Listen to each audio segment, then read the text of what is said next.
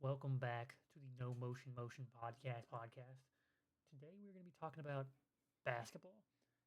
Not just any basketball, NBA basketball. And it's currently November 26th. My glorious Celtics have just taken down the Detroit Pistons on their 13-win streak. And we're going to get into other news besides that. Tyler Hero's back. That's all I've got. That's all I've got for my intro. Hey, Melvin Motion, right? I'm Marvin. I'm Marquise Motion. You're It's me, Malicious Motion. okay. Welcome back to the No Motion podcast. We have Martha Motion in the back on the switches on the board. Shout out, Martha. Let me hear from you, Martha. Let me hear from you.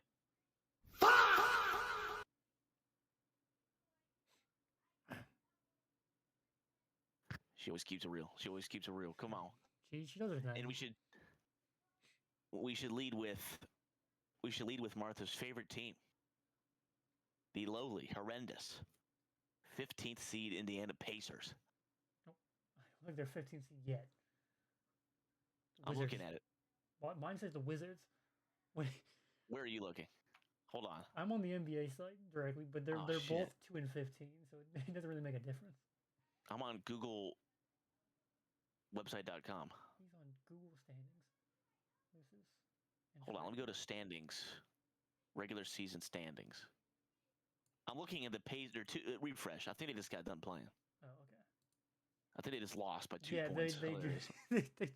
they just dropped down. Breaking news: Pacers have lost. Okay. Well, there's not much to talk about. They're injured. That's about it. Wizards 14th. They suck.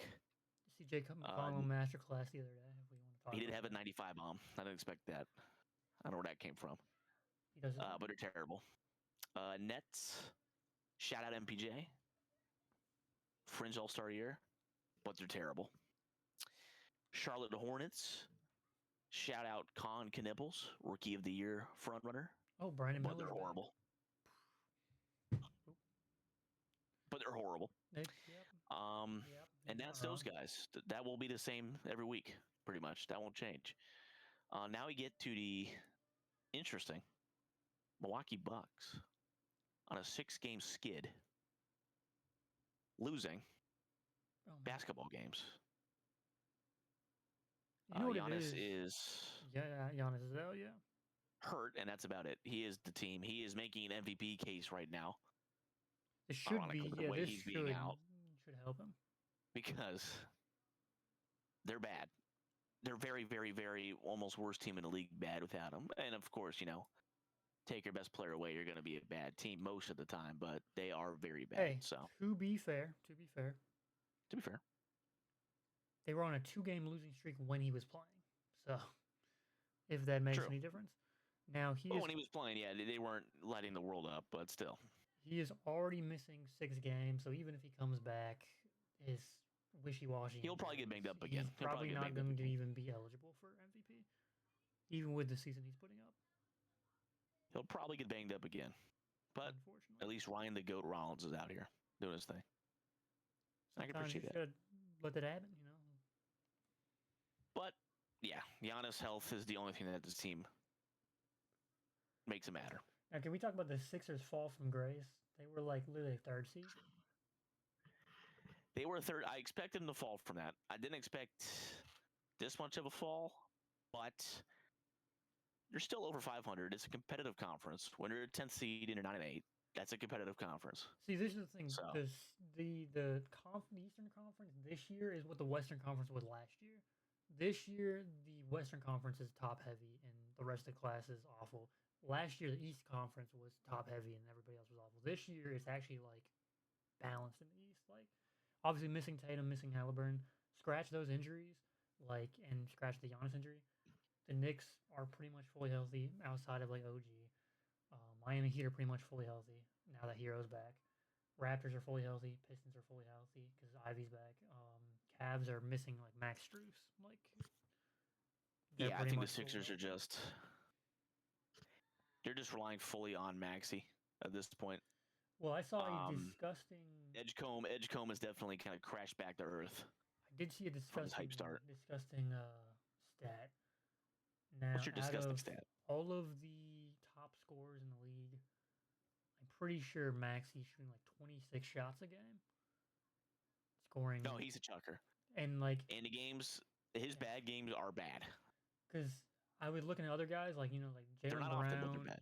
and Jalen Brunson are both shooting 20 attempts a game, and they're both only like 2-3 points behind Maxi. So it's like that. That kind of just goes to show, I guess. Yeah. It's he's putting up a case. I don't know what it's for, but he should make a at least an It's a case, all right. A case to be All NBA. maybe slaughtered. But no, he's playing. He's still for me an MVP candidate, top 10 MVP candidate. His bad games are very bad, but his great games are best of the league great. Yeah. And he's doing it with Embiid's barely hanging on to his career at this point. Edgecombe's falling off a cliff. McCain's getting eased back in. To be fair, and outside of those guys, the rest of the team's not very good. I mean, I look at their team stats. They are 16th in points per game, 17th in rebounds, 21st in assists, 20th in defense. They are the definition of mediocre. Well, Edgecombe got injured, and what's his name just got back from injury. McCain just got back from injury, and Paul George just got back from injury. Now he's an ankle injury. So Paul George and Embiid are never going to give you like 10 games in a row again. Their careers are pretty much done. And no one else in that team's going to really be enough of a needle mover. They're a playing team. I think they'll be in the top 10. The Celtics just moved to second in defensive. We checked their opponent points per game. They are second. You were correct. Assuming... Yeah, 22nd in points. We'll move on to them since they're next anyway. The Bulls. Let's see Bulls first. They've crashed back down there. Where they belong. 3-7 in their last 10. I don't really know what's happening with Vucevic. Just get rid of Vucevic. Like, yes, he has no good defense. Games. They need points. Fully they're fifth rebuild. in points, fourth in rebounds, fourth in assists. They scored at some bitch. They're 29th in opposing points per game. They have no defense. Josh Giddey's a bad defender. Kobe White's a bad defender. Vucevic is a bad defender, but they're all great offensive players. So, well, let's just see like this. Kind of like the Bulls from 2 years ago. Like Buzelis, second-year player. Julian Phillips, 3-year player. Like most of these guys are, within their first 5 years, give or take. Yeah. They're a younger team. Get rid of Vucevic. Trade him for a few more younger pieces or picks, and just go with the full rebuild. Giddey has made a name for himself. He deserves to be a piece of this team as a rebuild piece. And same with Buzelis. Buzelis has proven he's a good second-year player. Now, Kobe White, I think you keep him, whether it's for vet or just, he's not really a vet. He's defense. He's good. But, yeah, you could trade Vucevic for a better, like a wing defender. Celtics, I don't want Vucevic, but Celtics has, their fair share of guys. We have, a fair share of wing defenders. And I guess we kind of do need a center, so I wouldn't mind Vucevic. You could send Vucevic to the Nets. They have players like MPJ. They have Daron Sharp. Like, they have some defenders on that team. I mean, there's places you can send him to get pieces to rebuild. Like, I don't know what they're doing. It's the Bulls for the last 5 years. They're too nervous to make a move, but they're just kind of stuck in the... And I can see him moving White and Vucevic and just trying something crazy. Because Bulls will just probably... what you're doing now is not working, so... Yeah, go for it, man. They're crazy. It doesn't hurt to, like... Give us Kobe White. You can have Pajemski, man. You're welcome. Vucevic and Kobe White for Pajemski and Kuminga. And, that'd be a miracle. I mean, they'd probably get fleeced out of like 7 picks, but yeah, they are what they are. I think the Sixers are a better team altogether in terms of like crazy off the page talent when they're all healthy. But Sixers are injury. That's the only thing. Fine. Then we move on to our precious Celtics, our little boo boo Celtics. Now Celtics looking good. We just don't have that. They don't have that pure firepower that you're missing from a Tatum, obviously. But the defense is crazy. This is the only problem but it's not a problem. We just beat the Cavs, the Magic, and the Pistons, like in almost like back-to-back games, and Yeah. that alone is just like okay, so we are a good team. Our problem is, like you said, we don't have offensive firepower. A lot of the games we are winning are because You Jalen gotta Brown get are streaky. literally like Jalen Brown is literally like backpacking this team. You get your Yeah, your guys got to get streaky. You need Hauser, Pritchard, all kind of like blow up, and they're not yeah. consistent enough yet to be like, Honestly, okay, I can trust them. with what I saw tonight, because Kato's out, I am actually a fan of the small ball. Let's just go Warrior style, Minot, Walsh, Shireman. Let's just throw in small ball, power forward at the center, and let's just let Snipe it. that thing fly. I mean, Minot shot like 3 for 5, Shireman shot 3 for 5, Walsh shot like 1 for 3, Jalen Brown shot 2 for 5. I think D White had a bad night, but he shot a decent, and Pritchard shot like 3 for something, 3 for 8 or something. So like we can shoot still, we can play small ball, and we have defenders. We're the second best defensive team. Like we have defenders. We don't have a rebounding team. We suck at rebounding, but we can defend. We turn turnovers, and we also are like last place in turnovers. So we're not turning the ball over like crazy. Obviously, we have our nights, but it's really our guards got to step up. I mean, D White has to be playing better. Pritchard has to be playing better.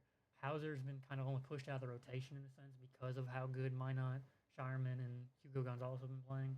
But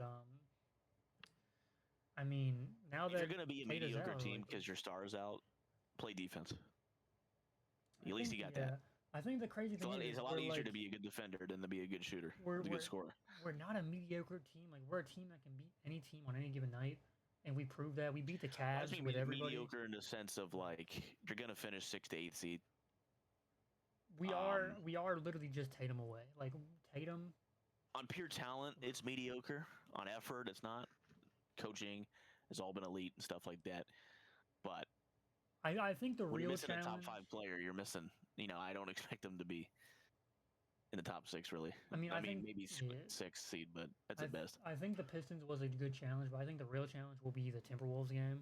If we beat the Wolves, then I'm more like, all right, like we're actually like one move away from like pretty much I want to taking see over the the Celtics East. win a game where like both teams are under 100, like just absolutely like rock fest. Like everybody's bricking, like just Well, grind them out. that's why I said the Wolves. I mean, the Wolves are. I mean, we'll get to the Wolves are not that much, not doing much better than us. They're 10-8 after tonight. I'm pretty sure. So they're pretty much the Well, same as us over there. Eighth seed. shall we move up to our precious Magic? They're horrific, and I know their last 10 doesn't They're show it. actually 7-3 in their last 10. They are finally waking up.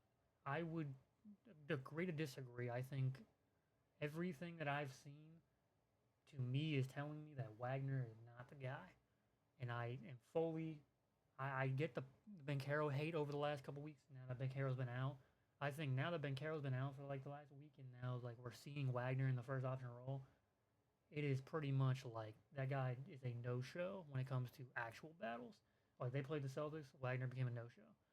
I mean, I am more reliant on Suggs being a true second option to Bencaro and just getting off Wagner, if I'm being honest. And people love to compare them to the Celtics. At this age, Jason Tatum and Jalen Brown were already like 3 conference finals appearances. So like there's no comparison. These guys have not won a single playoff series. They are one's always injured. They can't seem to put it together. I think if you're going to move off somebody, you move off Wagner. I think it's harder to find a point forward that can pass, shoot, and defend. Well, not shoot, but pass, score, and defend than it is to find a scoring wing player like Wagner. Wagner, you can find him Wagner's in been playing his any ass on player, defense. but you can find him in any player in a ball. He's a good scorer when it at times he's a streaky scorer in my opinion, but it's harder to find a player like Bankero who can play make, score, and defend 1 through 5. It's harder to find that than to find a player like Wagner. You can find 20 Wagners in the league right now. It's you can find 3 or 4 Bankeros. Regardless of Bankero's inefficiencies, he can score at will in the paint or anywhere in the mid-range area, and he's a great defender 1 through 5. Well, I wouldn't say well, great 1 through 4, and then he's like good at the 5, I guess. And he's a pretty good playmaker. I can respect that. I think Suggs is the glue piece. I think Suggs is more important piece than Wagner as well. That's just my opinions. That's fair. That's fair. I would generally disagree. I'm higher on Wagner. My issue with Wagner is I would agree that Banchero is a better player than Wagner, but right now that's in theory. What I've seen from Magic games, Wagner does more to help his team win than Banchero, and that feels pretty consistent over the last 2 years. Banchero, when he's on, can look like a top 5 player, but the inconsistencies are, and he's very young. He's got time to grow, but when he goes down, obviously the star player goes down and the team wins. Everybody's like, oh, do they need him? But when he goes down, the team just seems to move better. He's a ball stopper. I don't think Wagner's a guy. I don't think he's a number 1 guy like Banchero can be. But I do think I trust Wagner more. If I need to hit a game-winning shot, I'll go Wagner right now. If I need to get a stop on defense, I'll go Wagner. See, that's where I disagree because he's literally shooting he's like one of the worst 3-point shooters in the league. He's shooting 36%. I'm not terribly mad at that. It's not great, but I'm not mad at that personally. The shot diet of the Magic, and maybe that's where coaching comes into play. Their offense looks goofy as hell sometimes, Yeah, but I've seen I will say Desmond Bane has woken up. That's a side comment. Desmond Bane woke up, which was much needed. That's the main reason why they've won 7 of the last 10. But I think Wagner is a great player, not elite. Great second option. And I can trust him. I know what I'm going to get with him. And that means something to me. With Banchero, I can't trust him yet. I don't really know what's going on if I'm going to get a great Banchero game or a really bad one.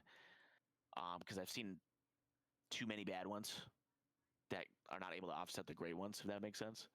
So, to sum it up, yes, I'd say Banchero is better for sure, with a higher ceiling, definitely. At this very moment, at this very date and time, Wagner's done more for me as a Magic player to Banchero over the last 100 regular season games, including injuries. And I need for me, it's Banchero taking the step, not Wagner. If they do keep both of them, Banchero's the X factor, needs to wake up. If they do blow it up, I don't want to blow it up yet. It's just too much talent. But if Wagner can get better, great. Please do. But for me, it's more on Banchero getting better, more consistent. That's my bigger cause for concern for like a potential championship team.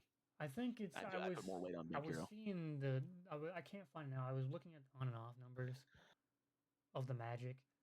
I think the most horrific part is the disappearance of Tyus Jones. I think that's one of the biggest factors. Oh, he despawned. I don't know what happened to him. Outside of that, I think it was something like the numbers when Banchero's on with Suggs compared to when Suggs and Banchero are out, compared to when Wagner's in, and compared to when Wagner and Suggs is in. I think the offense and defense are better when Banchero and Suggs are in and Wagner's off, if I'm not mistaken. I was trying to find the numbers I was looking for because I saw a whole post about it and they were breaking down every single on and off number with different player splits and stuff. Different lineups and stuff. I think Suggs definitely plays off a Banchero type more. I think than a Wagner type. If you're isolating Suggs, but I think it's the play. And that's what I mean. I think the playmaking difference is where it comes. Is like it's the same thing with Jason Tatum and Jaylen Brown, but I think the scoring difference is not as far. But Jason Tatum makes Derek White look like a true third option. Jaylen Brown plays with Derek White, and Derek White just doesn't know how to shoot the ball because he can't create for himself. That's what a real star can do is make his teammates all better, even if it's not even jumping off the page and not showing up in the box score. And that's where I'll agree with you. You'll notice Suggs wakes up. He definitely likes Banchero's style more. I don't think Wagner has any sort of ability to backpack his team. No. Pretty much every team. I think the Magic right now. Every team are winning. Nope. Sorry to cut you off. The Magic are winning through the power of friendship, and just a great roster altogether. I mean, I see Anthony Black has had He like had a 330 bombs over the last 2 weeks. Jet Howard is talented. he Who the had a fuck's good game. Noah Penda? Who are you? He had a great game. Well, I was gonna say something that I was like, Yoga's always a good player. Da Silva, like they got dogs on that team. Like they'll defend the hell out of you. I was gonna say something like, in the last 10 games, whenever Bankero been out, I'm pretty sure all three of those losses have been the game Suggs missed. So I like that's I guess where I'm coming like where I think the Suggs importance comes in. Suggs is the glue. I agree with you 100%. Suggs is like if any one of the three are out, Suggs being out seems to be the most impactful. Yes, that's I guess where I was. Even though he's the third best player, and I do believe that, but it's just the way the team fits and the motion of the team. That's They kind of don't where have I go. another guard can't really keep over. Like Wagner is a better player than Suggs, but I think Suggs impacts the game more than Wagner. If that makes sense. Like Suggs' defense, he anchors that defense for the most part outside of Wendell Carter. I can see what you mean.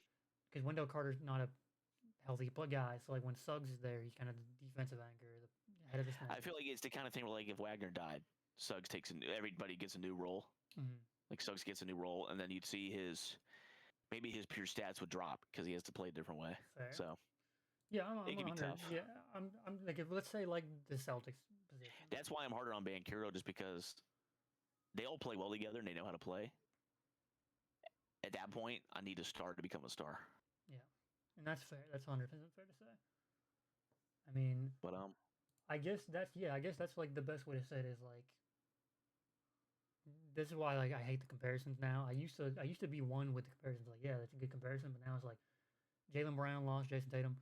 Jaylen Brown's putting up all NBA numbers. Wagner and Banchero lose. He's also a better player than Wagner too. They just don't do anything better. They don't. He's also a better player than Wagner as well. I don't put him in the same. It'll be. It's not a blowout. Wagner's an all-star talent, but Brown's a couple steps ahead of him. I guess the difference. Yeah, no, I think. But I do think the Magic are a better team deep 3 through 10 after that. So. Yeah. They have a good bench right now. I expect them. To me, they're better than the current Celtics, and they should be higher seed than them for sure. On paper, but I mean, hey, again, Desmond Bane, he woke up. Finally. That was much needed because without him, they're dog shit. All right, that's why. That's what we were talking about last when the trade happened. Is like this will be good because when the inevitable Banchero and Wagner injuries are gone, Bane's there. That was the perfect piece. And they just needed shooting. They were the worst shooting team in the league. Yeah, now like they for have like 3 years straight. I saw a stat. It is the first time the Magic have been in the top 10 in offensive rating since 2014. Who's on the team at that time? Aaron Gordon. That was the Gordon Oladipo team. Vucevic. Like good. It was a good team that shot well. But and that includes like opening day, like just one random day in the year where they caught fire for a week or two. Never top 10 till now. It's crazy. Let's move to these Hawks because this is like our bread and butter, man. Sorry. What can we say? Hey, man, they're doing what I thought they would be, a above 500 team. Jalen Johnson leap. We've been saying this for the last 3 seasons. Let me see what he's putting down for pure stats right now. Let me see what he's putting down for pure stats right now. Jalen Johnson. Close. He's giving you 22, 10, 7. With 2 steals a game. And a block almost. Shooting 39% from 3. 33 for his career. 39% this year. He's been 55% from the field. 51 career. 55 now. True shooting's up 5% from his career total. Free throws up 8% from his career total. He hit the efficiency jump. That's what I needed to see. He did everything, but he just wasn't scoring well enough, and that's good enough. Now his last game, I'm looking at the stats. He absolutely shit himself, but that's okay. We forgive you, Jalen Johnson. You can have your stinkers. He's definitely an all-star right now. Now, talent. I've seen a few people say this on Twitter. I want to see your opinion. Do you think, because there is logic behind this, that Jalen Johnson might be the true LeBron James disciple? Because the last 3 off seasons, LeBron James has trained with Jalen Johnson, and LeBron normally doesn't train with other players in the offseason. So for him to pick up a young player like this and train him and then for Jalen Johnson to be all over the court, playmaking leap, Jalen Johnson shooting leap. is 6'8", 220 athletic freak. Had issues with the outside shot, working on it. Good facilitator. Good defender. I mean, he's in the LeBron mold. That's what I'm saying. Point There's so forward many like mold. LeBron molds, like him, and then obviously Banchero, Tatum, and like you're pretty much your like 6'8" or above forwards Yeah, that can shoot they're fairly well at elite least, point forwards. I mean, and play defense and be athletes.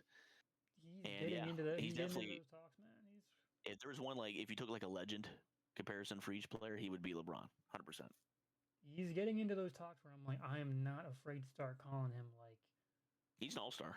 he's like he's almost pushing if his scoring was a little higher, I would almost be willing to put him in those All NBA talks. But he's just under that for me because his scoring isn't crazy. 22 is pretty average now. Which Turnovers is crazy, are down. Turnovers, but no, they're everything up. else They're is up to up. 3. Everything else is up. I mean, like Yeah. if I wasn't like I know me and you are on the same page. Ryan Rollins, bench player, borderline out of the league, to almost all star, is more impressive than a Yeah. star to all star, I guess. I expected this too. Yeah, I mean, since Jalen last Johnson year jump, and the year so. before that, every single year he jumped, and now he's had his leap. He's pretty much gone from step to hop to leap. This is very exciting. But yeah, he is killing it. He's doing fantastic. The team is just doing well too. It's a good team. Trae Young is what's his recovery time looking like? I thought it was like a month or two, maybe December. I can see them finally dumping Trae at the end of this year, trying to make a push with Jalen Johnson running it. Get some young blood in there, some good rookies. See, it's not a bad idea, especially with Dyson Daniels being a good defensive point guard that can somewhat pass, but really just there for defensive. Yeah. And Rasha's a decent player. Porzingis has been playing pretty well. Shout out Porzingis, playing really well. I think the thing that makes Trae tradable, which I don't think you should trade him, unless it's defense and availability now. Starting to become availability. I think what I mean besides that is that most of the time is the worry if you get rid of Trae, you lose your playmaking. But the Hawks are number 1 in assists per game this year without Trae Young. That's big. That means that Dyson Daniels and Jalen Johnson, and I guess Ricochet, and whoever else is on that team, they are passing the ball at a high rate, assisting, and that's without Trae Young. Now imagine Trae Young with another 10 assists to that. They're unreal. But if Trae Young is going to negatively affect Jalen Johnson's growth, then yes, I think you do trade off of him. I think if they can coexist and both be good playmakers, Trae Young's the perfect plug player. Like he can fit with anybody. It's just that for me at that point is like the money you're going to pay him worth injuries and the shooting. Fair, the percentages is weird. His percentages get worse efficiency the Hawks wise. have that's what they have. Nikhil Alexander Walker, who's been hooping. Yeah, that's what they picked up. But no, because I was going to say, I mean, dare I say it? Yeah, Alexander Walker's got 18. I mean, 3 and 4. He's playing like a starter. The O'Connell was going nuts. The Wolves are looking for a point guard. I mean, Trae Young might be on the board. Trae Young's a great player for anybody, and I think the Hawks will want to keep him. It's just that when that contract comes up, the Hawks, the Wolves would have to trade someone. It'd have to be most likely Naz Reid, and Naz Reid and the accumulation of somebody else. Yeah, they'd be big as shit if they got Naz Reid. Hawks are crazy. Hawks would be hilarious. I mean, all together, I gotta give them a shout. They're looking good as hell. Now, these next two teams, in my opinion, have been underwhelming this year. Not terrible, underwhelming. There's a difference. That's fair. Cavs have been completely underwhelming. I think. Cavs have been, I would say. Mobley has just done nothing. He's just who he is. Mitchell's been unreal. Yeah, Mobley's cracked the ceiling. Mitchell's been unreal. I'll give love to Mitchell, but Garland. 18 and 8. I don't care about the injury. Garland has been underwhelming in the games he's played. I mean, I think Mitchell's Mitchell's a fringe MVP candidate for me. Just for without him, this team's looking rough. Without him, this team guard. might be 9th seed. Mobley is Mr. 18 and 8. I saw someone say if you need 10-5, Mobley will give you 18-8. Oh, they're calling AT&T. If you need 18-8, he'll give you 18-8. If you need 30-10, he'll give you 18-8. Yeah, they're calling him. They're calling him AT&T as a nickname now. Yeah, AT&T. He is a good player, and that is absolutely it. That is and just such his a. ceiling. It's just Him and Jared Allen are just good players. They're never going to make noise in the playoffs with this team, and it sucks because they can't blow this team up. It's too good to blow it up, but they're never going to win anything with this team. This is a team that should be top of the East, and they're not. They're fifth seed. I mean, they're still only they're 3 games back. I mean, there's still a long year to go, but I mean, that's to say that when the Celtics are like 4 they don't look back, you know what I'm saying? Like, I guess that's where it goes in is like. I get it. It's still 4 games back. It's close, and I get what you're saying, but they're a good team. It's just that's it. I guess it's just the fact that they'll make who the Cavs have lost to. They'll make the playoffs. They might win the first round, might not. Either way, to lose the second round, and then they're gone. Like that's Cavs lost to the Celtics, which should have been an easy game. I mean, any team that's over 500 should not be losing to the Celtics, but they are. That's the problem. Celtics are a good team. Well, they are, but when we have no center and you have Cavs have the only team in the East with 2 centers.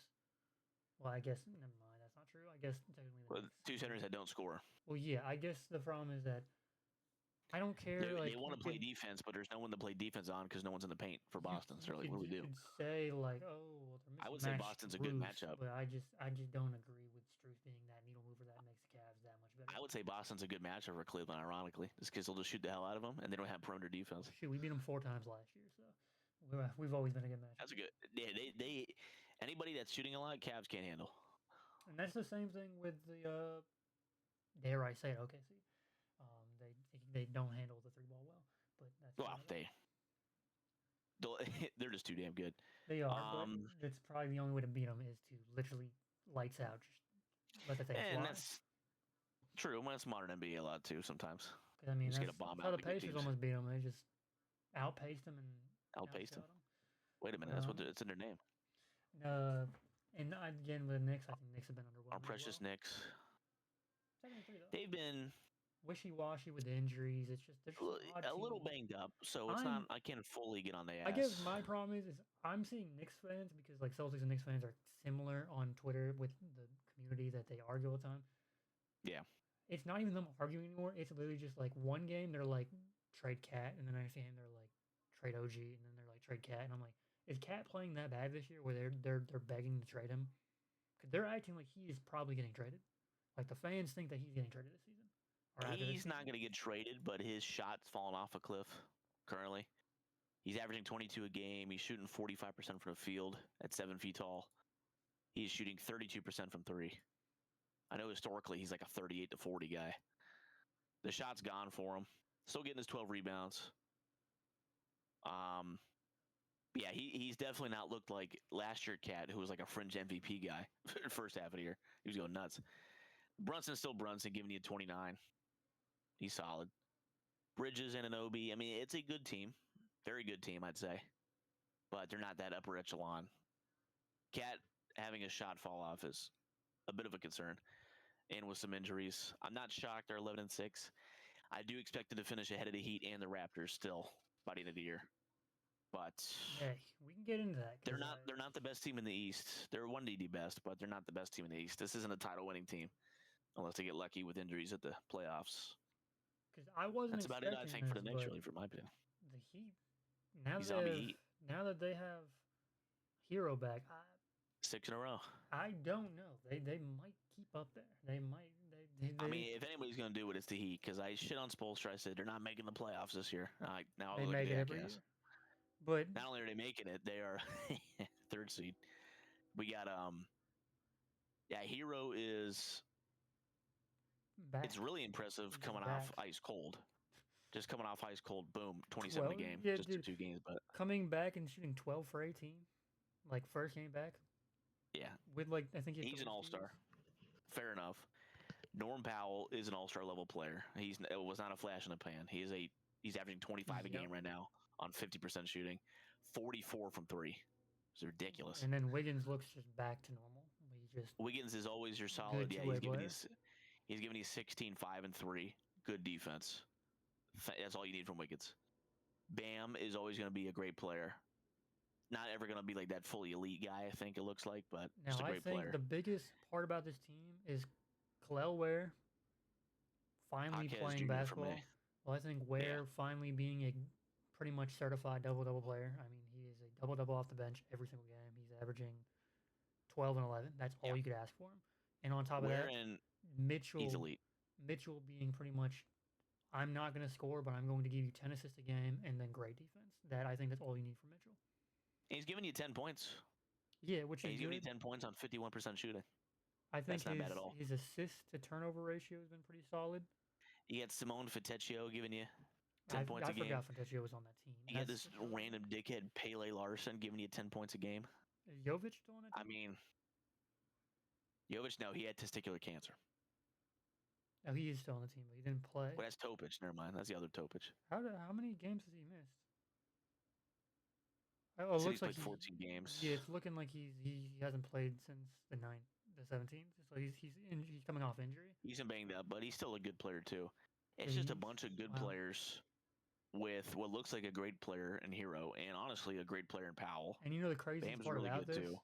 Jaquez, for me, Jaquez has made the biggest jump. He's been really good. Can we talk about Even though the he's shooting biggest 21% from three? Part about this though? All of this and Rozier's not even back yet. Well, he won't be back for a while. He's day to day. And he's gonna be out for 10 to 15 years. It looks like. Yeah. Depending on the charges. But hey, like the Trailblazers looking better now. You got to get that the bad coach, the bad player out of the way. Look at that. I really don't know if I expect the Heat to fall or stay. I don't think they'll fall. I think they'll they won't be a third seed. I'm still gonna say they're not top three, but who have they recently beat? I mean, shit. Impressive. They look good, man. Because they look goody. They beat the Knicks. True. They beat the Cavs. They beat the Knicks again. So they're 1-1 against the Cavs and they're 2-1 against the Knicks. They beat the Sixers. They're a damn good team, yeah. Yeah, I mean, obviously they beat the Bucks, but that's without Giannis. But like that for me, if you beat the Knicks twice and the Cavs twice, that's pretty much. They might be stamped. Yeah, they I might still want to wait it out a bit. Of course. It's still November, like January. Like I think January, February. That's when you can kind of tell what's. But it's a good team with the best coach in the league. They'll be a playoff team though. Well, they're at least the top. They're guaranteed top 6. It looks like, barring injuries. So go this to Raptors team too. I can't lie. This fucking Raptors team. Raptors team. They're exciting. Barnes. I expect, to me, it was Raptors and Hawks. Those were my two still surprise people. Didn't expect this from the Raptors. Altogether, I mean, I look taking a complete health leap and actually playing games. Ingram's playing like an all-star again. 22, 6, 4. I mean, shooting well. Scotty's giving you 20, 8, 5 with a steal and a half and a block and a half a game. Elite defense. Hell, Ingram's getting you a steal and a block a game. When did he ever do that? Yeah, RJ's the Andrew Wiggins of this team. He's just solid. He'll always get you your 19, 5, and 3. That's his line. Yeah, Quickly, he's a good point guard. I think he's a solid piece. Pirtle's always a good defensive player. They get some good rookies. This Murray Boyles guy looks pretty good. They got Dick. Sandro Mamuk Kulelevish Villali hasn't playing well. The big three is not full of complete crazy stars in Ingram, Barnes, and Barrett, but they're all really good players on a really good team that's coached well, and they're just playing hard. And this isn't a playoff team. This is like a last year Cavs where they're going to get in the playoffs and probably get beat up on. Yeah. Even maybe by a lower seed. But I can see them finishing top 4. Unfortunately, this is a team that somehow loses out to like a 9th seed. This is a team where this is a team where like a sputtering Magic comes in on the 7th seed, play-ins, and then beats the 2nd seed Raptors in 6. Yeah. That's the kind of team the Raptors are to me. Which is, I could be wrong, but that's my slander for today. But I still like them a lot. I think I like them more than the Heat. I like them more than the Heat as a team, but they're both really good. So I think chemistry goes a long way. I think what makes them work right now is that nobody is like ball dominant outside of Ingram, and that's fine because fair. Scotty's not a Yeah. pure scorer. He's a all around player, and that's the same thing with RJ. He's a all around player. He can play off ball and defend quickly. Can play make, and he does that. Pirtle defends like they don't need to score, so it's okay that Ingram takes 30 shots a game if everybody else is taking 10. Yeah, fuck it. Like they just good chemistry. I think that's what Good defense will staples get you in the playoffs. Good offense will win you a championship. That's my opinion. They don't have enough to win that championship, Hey, but let's to be fair. They're sixth in points per game. They're second in assists per game, and they are Yeah. seventh in offensive opponent. So we'll see. We'll see if their regular season are just some crazy. But hey, shout to them. Didn't expect this well. and 9 in a row, and then our lovely Pistons. Shout out to the Pistons, man. yeah, not much Hey, I can I'm just say. happy Good to see league. it. Just happy to see it. I hope that what's his name win Coach of the Year for what he's doing right now. He's coaching it up. Him, Raptors coach, will be in there too. I think the thing with the My name I forget. I think Rojovic. What is Yeah, it? that European guy. Yeah, I see. Looking at the Piston stats, I see Cade's giving you MVP play. with the 28, Pistons, I think the 28, biggest 6, thing and 10. is the Stewart leap. He's like the best rim protector in the league right now. For me, it's the Durant leap. I think Duran does this every was- year. Like, I've said this last time, but Duran does this every year. We has a stretch of like 20 games. So it's like He has it, but that stretch has lasted since the start of the year, and we're 20 games in. I guess I'm just This is the bigger on best stretch Stewart. of his career. That's like fair. 40%. But just from like eye test, I look at like compared to career numbers. Jalen Duran, career 12 points per game scorer, he's got 20. Mm. Career 10 rebounds, he's got 12. The shooting, he's shooting 5% better free throw. He is shooting the same field goal percentage, but he's a dunker. He looks like he's just playing better defense. He's smarter. He's making better cuts for the Pistons games I've watched. Cade is finding him, and he's not dropping it and fumbling it all over the ground. And just better defense. Rim protecting. Getting stats is one thing. You can get 2 blocks a game, but it's your presence. That's why Gobert haters, I push back on them. Someone will get more blocks to Gobert in a year. Great. But Gobert has led the league 7 years in a row in opponent field goal percentage at the rim. Because it's about your presence, how you can manipulate that's the I team. guess what I was saying is Stewart's number one. Yeah, and- exactly. And Stewart's been elite and, on rim like, defense for that sure. was the other He's taking thing. that leap. Stewart's points are up. Stewart's rebounds are up, and Stewart's Yeah. blocks are up. So he's just been phenomenal, and I think Both that's of what you them. need from a bench player. I think bench, Both of them. yeah, for sure. But Their I think their whole paint is just a lot better. what the Pacers, well, the last couple, like Celtics 2024 championship, now Pacers and OKC 25. What they have shown these last couple championships that a good bench is more important than a top heavy team. You can have 5 stars, but the second those 5 stars are out of the game, who's going to take over? fair. Celtics With had how many Pritchard. With how many injuries there are nowadays, that is true. But I still need that star to To me, the main reason the Knicks beat the Pistons is because Brunson outplayed Cade.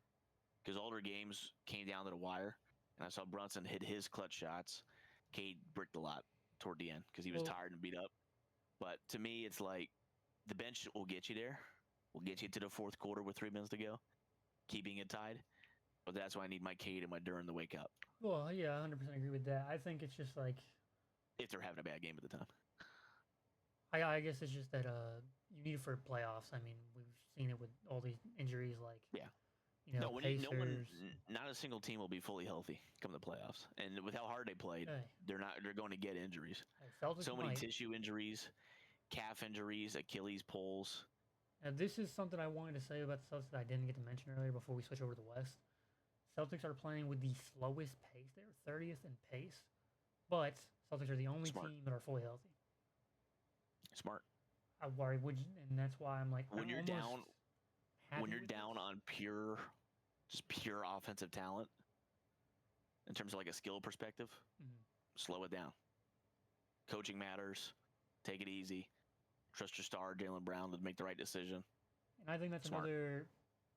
another thing I wanted to say before, again, I'm trying not to talk too much about them because it gets too much, but a lot of people Yeah, were doubting you Missoula. A lot of people were doubting Missoula, but we just, like, again, we beat the Pistons, number one seed Pistons on a 13-game win streak with no center. We were out our starting center, and we mm, were playing with a rookie center.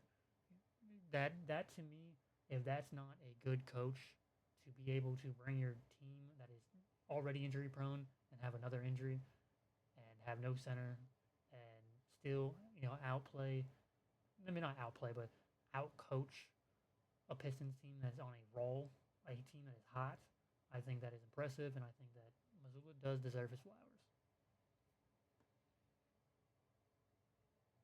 I'd agree. He's a top 5 coach for me. Yeah, I mean, he's He will never win Coach of the Year because there's always like that one Excel guy that goes nuts. He's gonna get put in that like Spolstra tier.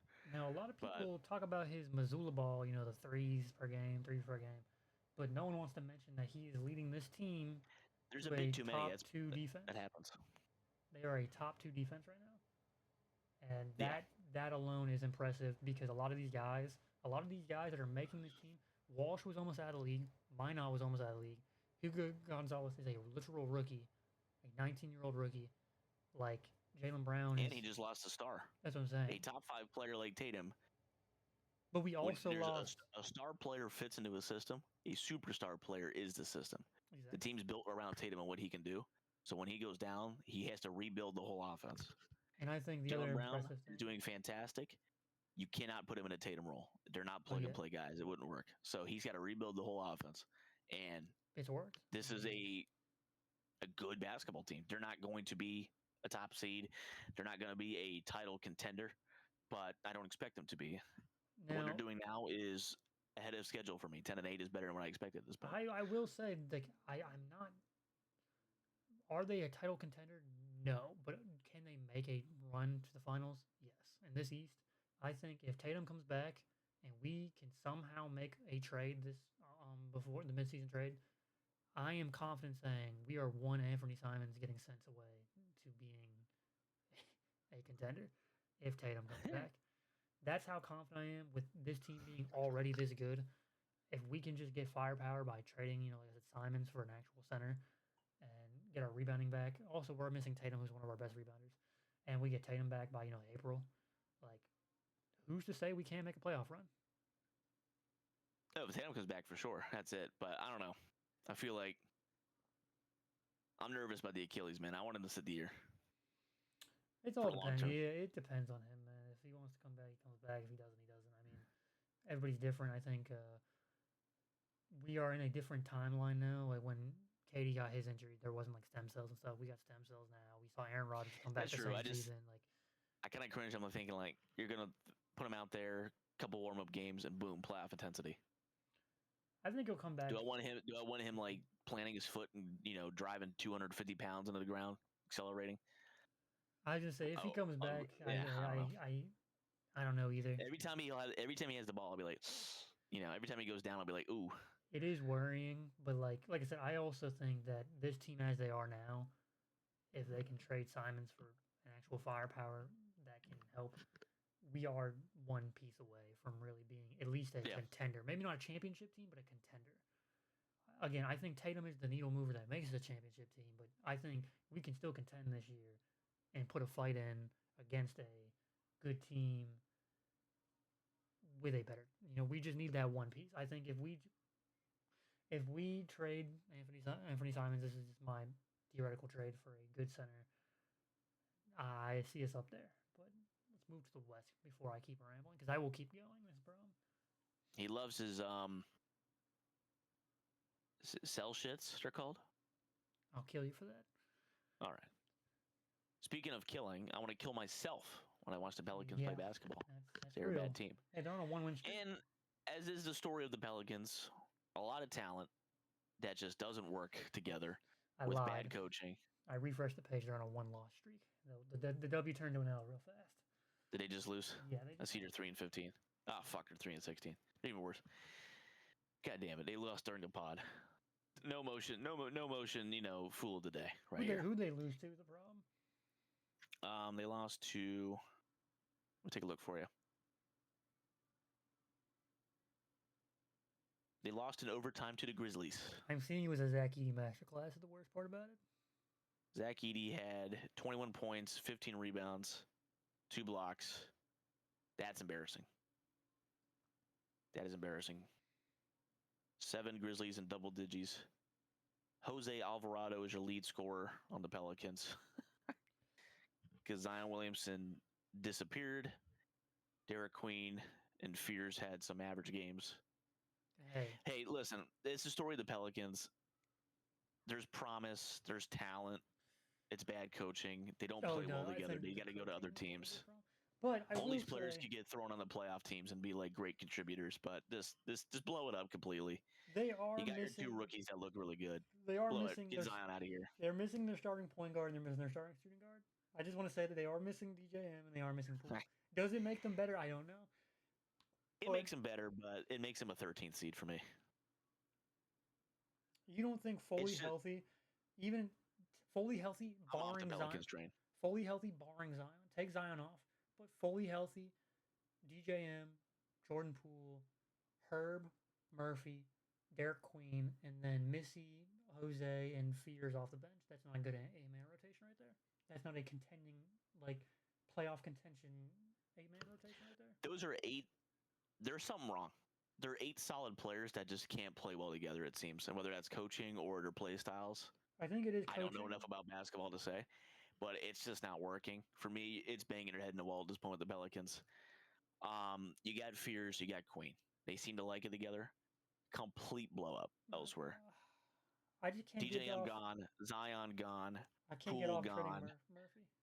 Get me Murphy out of here. Get me Herb out of here. Or at least one of the two, if not both. Complete blow up just to get something new because it's not working. I agree with a blow up and a rebuild, but if you're going to keep somebody, you keep Murphy. He has shown scoring spikes and still being an all defensive guy.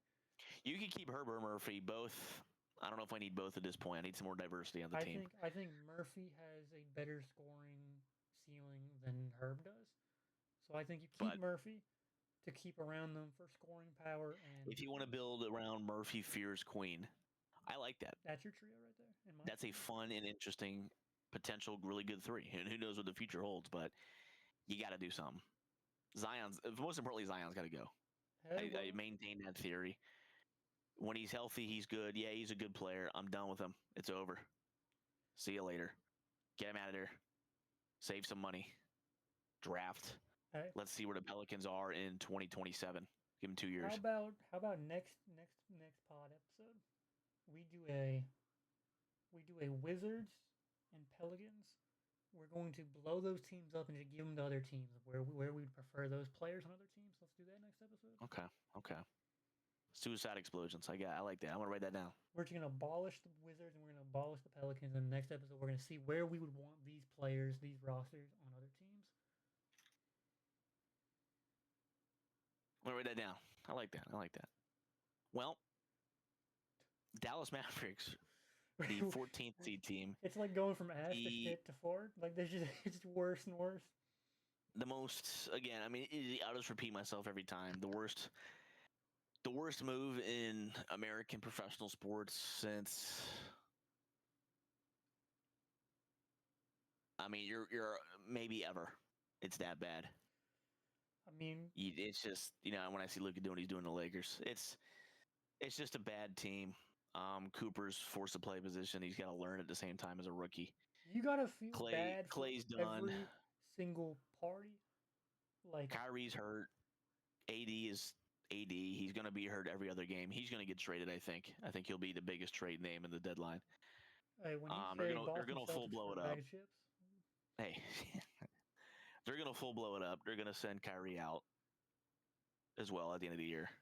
Well, I'm just Clay saying, will probably retire or go elsewhere. If any Cooper, team, it's gonna be Cooper and friends for the next 3 years. I wish you well, Cooper. If any team can revive Clay's career, it's Boston. Come to Boston. We'll let you with 3-and-D off the bench. You will get. I've noticed I've mentioned 15 players, and you recommended the Celtics pick up all 15 of them. No, I would actually. I said we said it last season. You're gonna have the second Abram's gonna get you. I said it last season. I want Clay to go to Orlando. I think his shooting could, if it comes back, if it comes back, would be perfect for that Orlando If it team comes off back, the bench. he's gooning. He's gooned out. I think They got him. I think it's a unfortunate situation. Clay went to go play with an elite playmaker in Luca. He chose, that over the Lakers, and then Luka gets traded to the Lakers. Same thing with PJ Washington and Gafford. They get traded to, they both get traded out of poverty to go make a finals run, and then right after making the finals run, they lose their best player. AD is street clothes. Kyrie is basically street clothes most of the time. Dallas fans are so. I feel bad for them, man. They don't deserve that. This shit they've watched over the last 12 months is ridiculous. D'Lo is ass in a bottle of chips. I don't know what else to say about that. He just. It's got to be collusion. You don't trade a Luka Doncic for, especially for a package like that. Well, I can repeat myself all day on that stuff. I'm just saying, if they need somebody, we can give them Anthony Simons for one of Lively or Gafford. Straight up for AD. No, I think Simons for if it was me, I would want Gafford or Lively. I want Gafford because Lively seems like he's up there kind of permanently injured. I wouldn't mind. It's always the foot and the knee. I got a bad feeling about Lively. If we're going to trade Simons, I would prefer a center. I prefer Claxton, Gafford, and honestly, I don't know who else I would really. I respect every team we've talked about. It's all right. What's the Simons trade package these guys could do for us? I'm plotting for midseason, but when midseason hits and one of my trades actually worked out, we'll say I predicted. Well, hey, I believe Brad Stevens play. All right, we got the Clippers. Can we talk about the fall off of Ty Lue or whatever? They are a bad team. Coach of the year, not really, but he went from like an all-time coach to like, all right, is he in the ass talks now? Because what happened? I don't fully follow the Clippers and watch enough games of theirs to like comment on his in-game schemes. It just feels like the roster management sucks. Well, this is what he said in an interview. It feels like he can't adapt. Like he's so stuck in his like play style, which was working, but when it's not, it's like.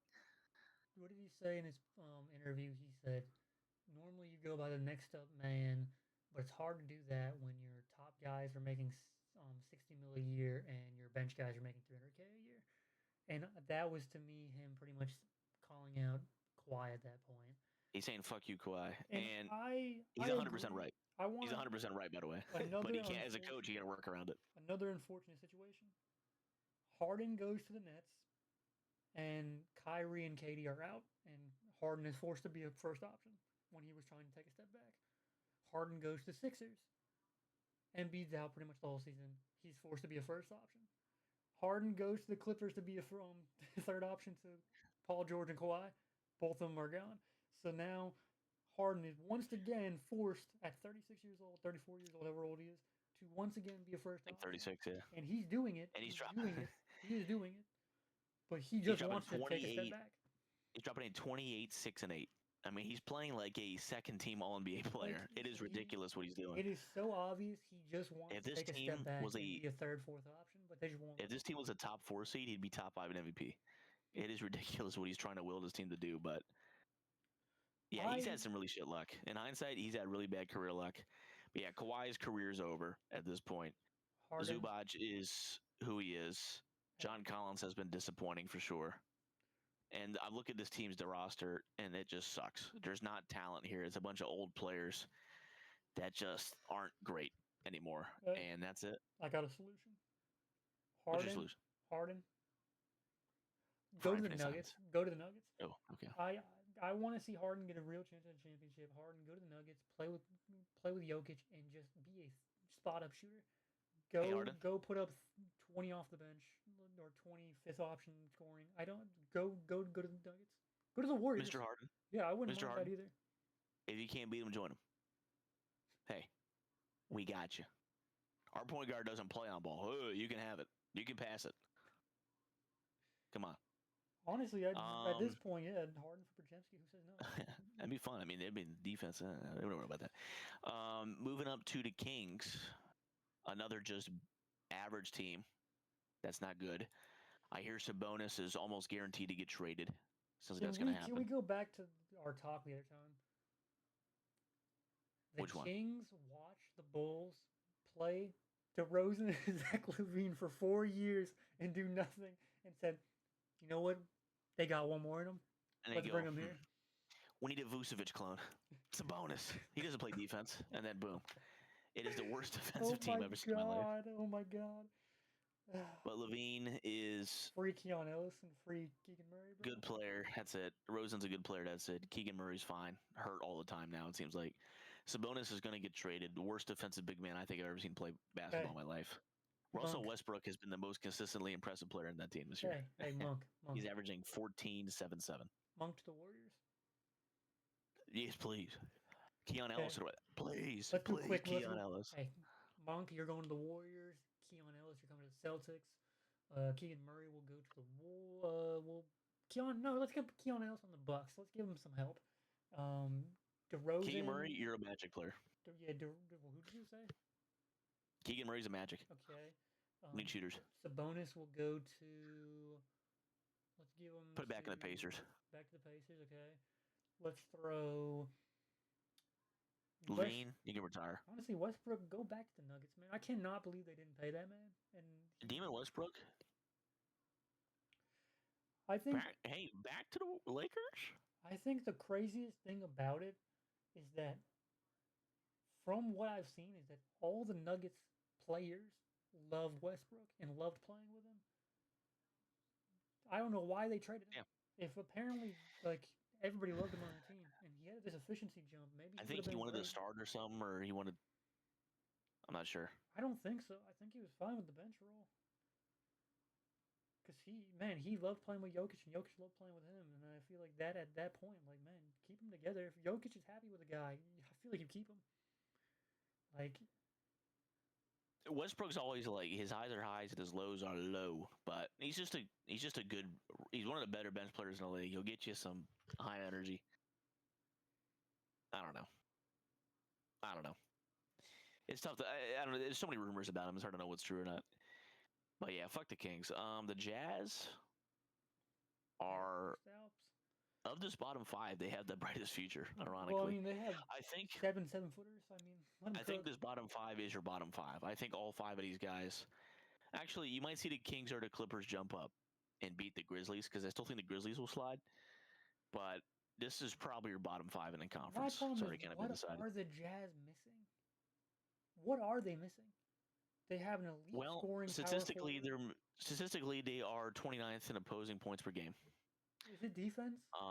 It's pretty much mainly defense. When I look at their team, and this is again not watching full Jazz games, so part of my ignorance.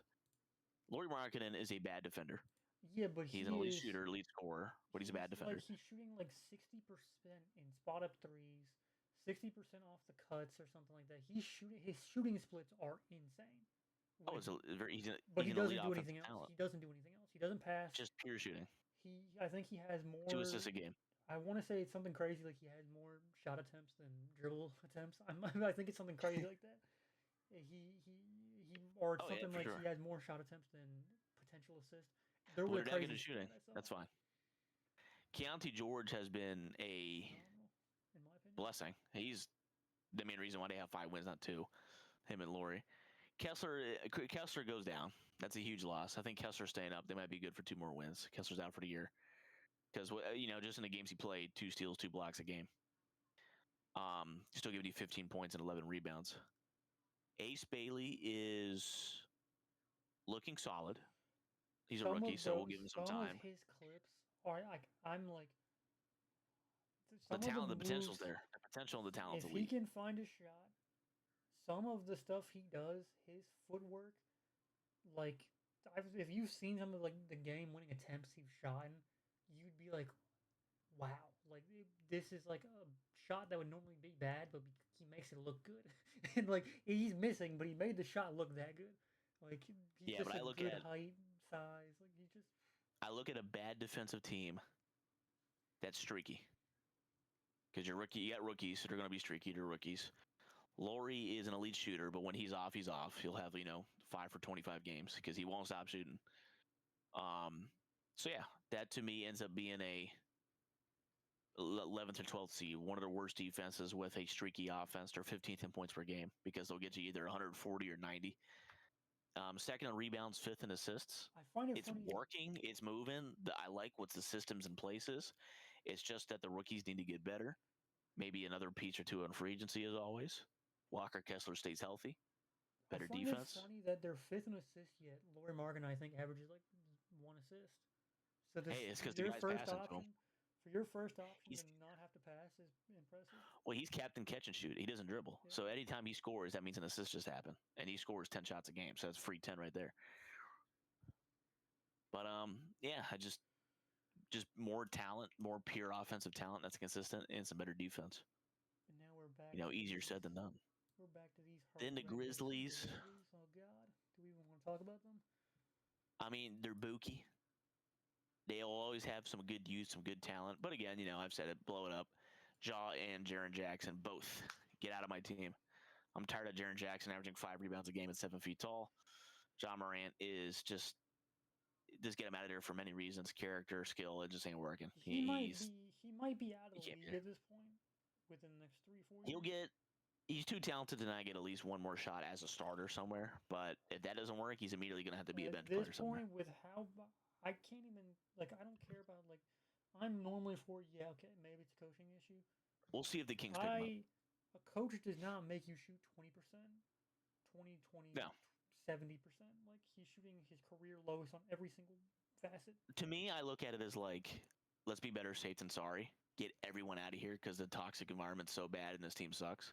So I fired a coach and I get Morant and Jackson out of there. Even though one or the other's more the problem, probably. I think just my full problem cleanse with Ja, and I've said it in the past, and this is why I've never been high on Ja, is that it is hard to be a small guard in the league and not be able to shoot. Ja cannot shoot. He can't shoot mid-ranges, and he can't shoot 3-ball. Yeah. He is only a down-the-court pass or contested layup. He cannot shoot a mid-range for the life of him, and he cannot shoot the 3-ball for the life of him. That is his problem. He can't shoot. And you cannot make it in the league as a non-scoring guard unless you're a great defender. And that's why we take and he can't drive to the rim as much anymore because he's so injured all the time. Yeah, he can't dunk. He can't do his crazy labs. He was the best finisher in the league for years. I really do believe that. But now it's just his body. He's just player. He's not a good spot up shooter. He's just not and he's just got evolved. He's in the. I don't want to say Mobley talks, but it's he's probably reached the ceiling. He hasn't improved in one single thing. And his attitude is terrible. He's not a leader. People clown him and Clay were going at it. People clown on Clay. And he's like, no, Clay's washed, and he is. But he's saying about the Grizzlies I'm disappointed watching them. I'm like, yeah, they're disappointing because what should have been with this team, their peak was. Did they make the conference? They were pretty much a conference finals team, I think. Yeah, and their peak and Dylan Brooks and all this, and then Jaren Jackson absolutely hits the ceiling and he gets 5 rebounds a game. Ja Morant, his shooting is getting worse. He's getting injured. He's whining and complaining. He's not a good leader. The rest of the team, there's talent, but it's bench talent. They're not meant to be starters. They're not going to give you 35 minutes a game. They're good, but they're not starter level, and it's over. This generation of Grizzly, the Jaren Jackson, Ja Morant era is dead at the end of this year, hopefully. I think, and it was a failed experiment. I think the funniest thing about it is that Clay is shooting some of his worst at 35, 32 splits, and they're calling him washed. And Ja Morant is still shooting worse than that. And Ja Morant fans are calling Clay washed. I think that's the most hilarious part about it, is that him being washed is still better than what Ja Morant's doing. Clay can be washed. He peaked. He hit the top of the roller coaster. Now he's on the way down. Ja Morant fell off on the way up. He didn't even get near his peak. Ja Morant doesn't have any accolades. Doesn't have anything. He is going to be known as a bust at this point. All-time fun watch, all-time loser. I mean, there's nothing else to really say. Well, moving on to a team I have high hopes for in the future, the Portland Trail Blazers. Fun team. Very injured. Better than the record. I really do believe that. Avdia has made the All NBA jump. I'm moving him up above All Star. When you're giving me 25, 7 and 6 with some solid defense, shooting 47%, 38 from three. That is a strong All-Star, All-NBA third-team player. That's a top 20 player in the league, top 25 player in the league conversation. He's been elite.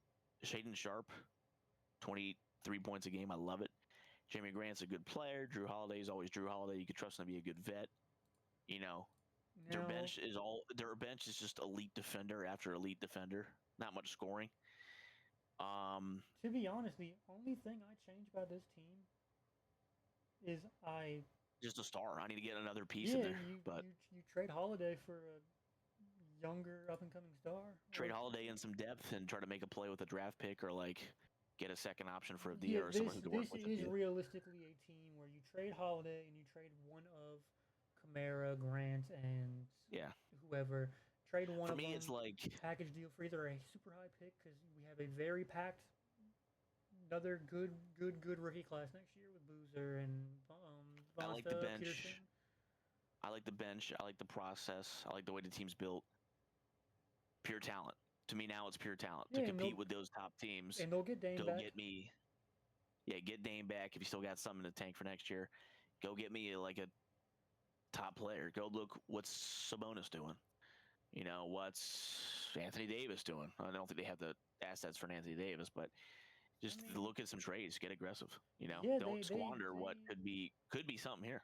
They honestly do have the assets to go throw some numbers at, like, dare I say, like a Keegan Murray, or just try to get a spot up shooter or someone that can just help the offense a little bit, flow a little better. I mean, yeah, because Keegan Murray is also a good defender, so you trade somebody for somebody like Kamara. I don't think you trade Kamara, but someone like maybe somebody on that bench for a Keegan Murray type player, And try it. Don't be afraid to trade those solid bench players.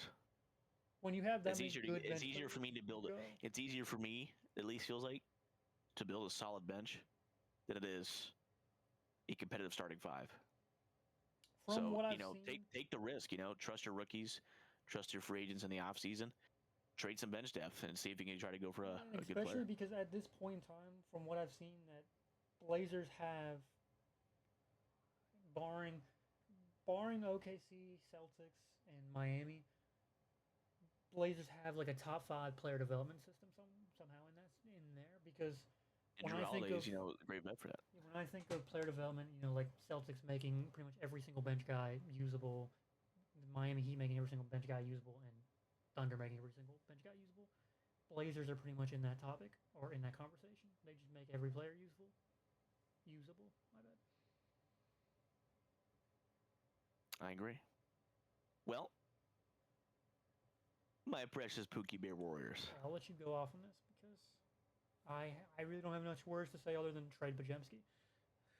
And honestly, I'll agree with that. You trade Pajemski and Kuminga. I don't want to see Kuminga go, but Kuminga clearly just doesn't want to be on that team. They don't value him.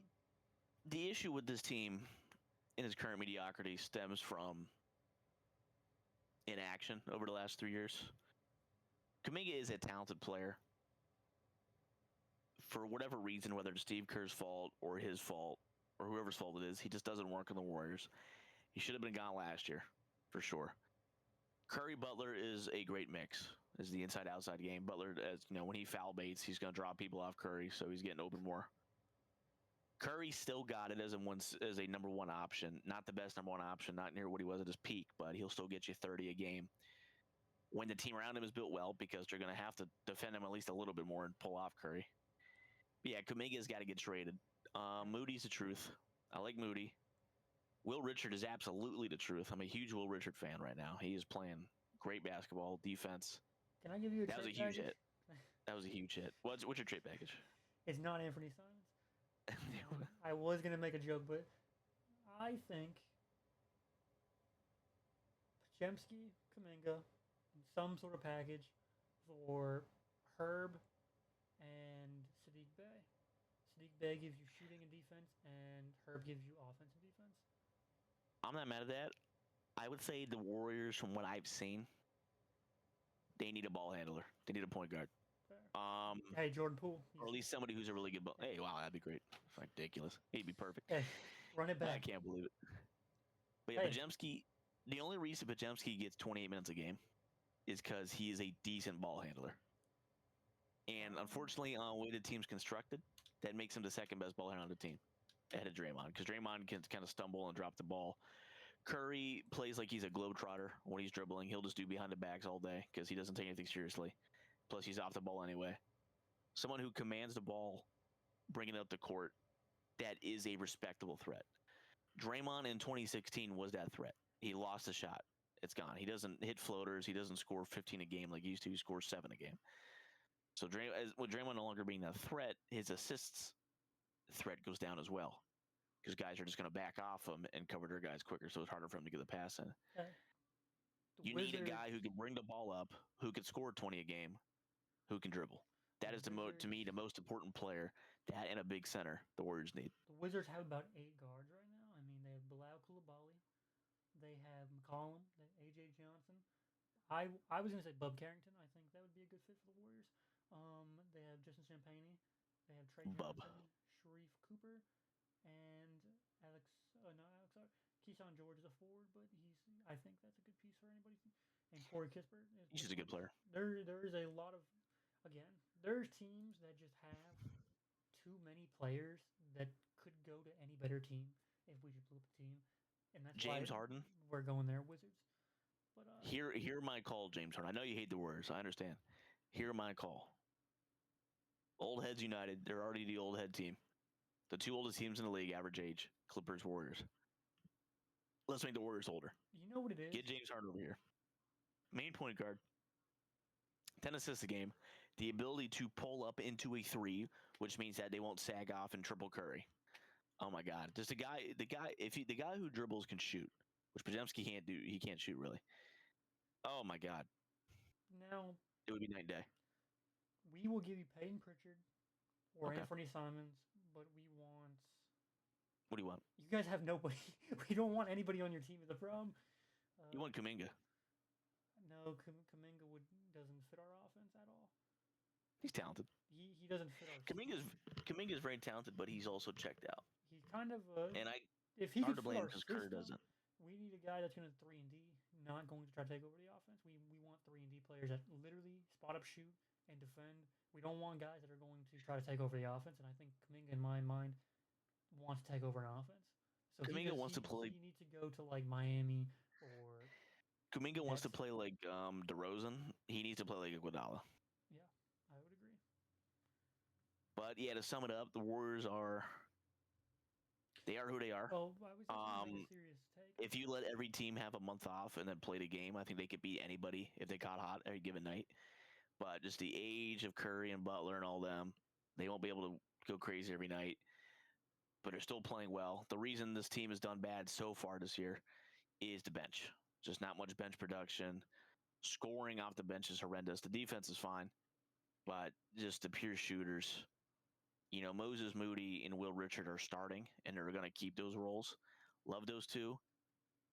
Should they be starters?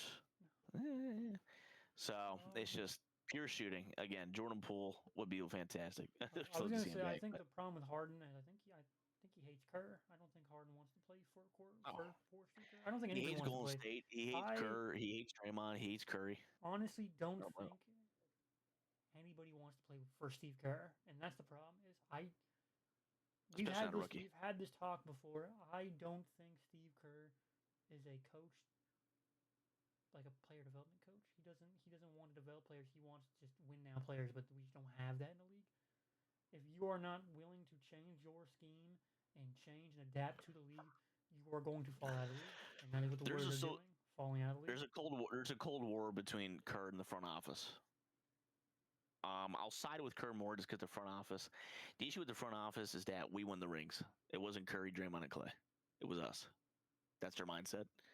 So they kind of had a hubris about it, and they're like, you know, anybody they drafted, James Wiseman, Kuminga, they're like, Pajemski, don't trade him. You know, we can't admit we had a bad draft pick. We got to stick with him. So it's just, they can't give up on him. Kerr almost feels like he's kind of saying, like, fuck you to him, and he's like, hey, all right. Sure, keep him on the team. They'll eat bench. They'll eat healthy scratches. Kerr wants a center. like a Looney, like a Bogut. Kerr wants, he wants his 3-and-D wings. He doesn't love his rookies. He does like Will Richard though, but it's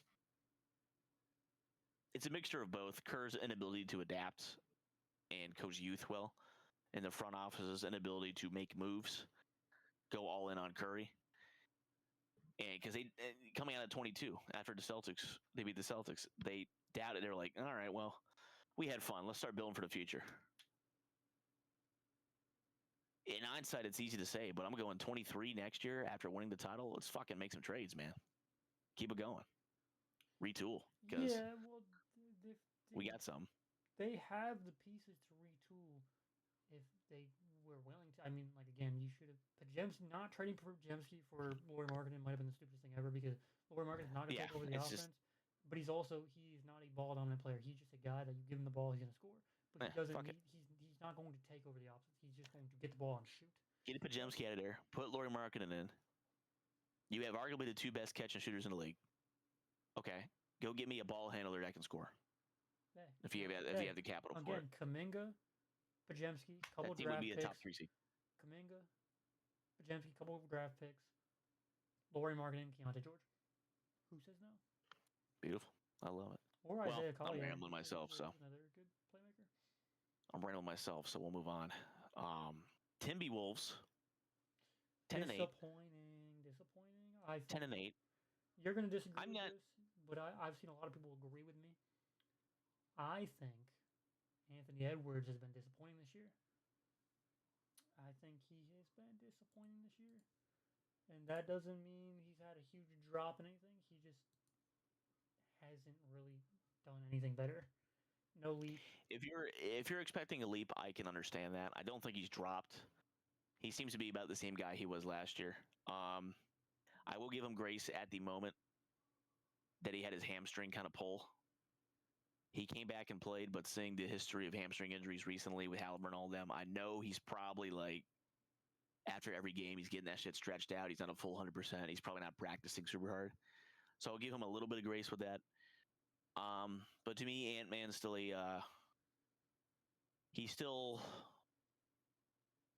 he's top 10. I'll put him in my top 10. I don't know. Like the 8 to 10 range in the league. And I don't know if I can put him top 10 just because of the shooting. Because he's not a good mid-range scorer anymore. He shoots below league average or just about league average. He shoots 47% from the field. He's not really all that, and he's also not a good or not a great playmaker, and he's really not a good playmaker. He's an average playmaker, if that. Obviously, barring the team that he builds around him.